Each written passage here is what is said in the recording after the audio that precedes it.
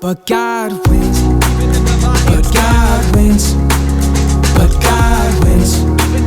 He was with Daniel in the lion's den.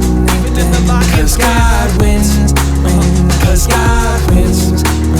He's the beginning and he's the end. Daniel had two, maybe even had three names, but he was in the den, he called on the name. He was in his 80s, late in the game, when King Cyrus threw him in the den with lion's manes. Then the Lord shook them out with the lion's fangs. He sent an angel of the Lord to reframe the appetites of the lions went away. Chalk it up, God won the game.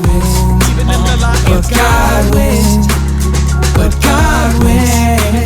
He was with Daniel in the lion's den. Cause God wins. Cause God wins. He's the beginning and he's the end. The beginning and the end. Alpha and Omega, he's my best friend. In the midst of my enemies, in the lion's den. So many trials, am I wasting time or am I where I'm supposed to be? I got peace in your presence, Jesus, whenever you're close to me. But God wins. God wins. But God wins. Yes, he do. But God wins. He was with Daniel in the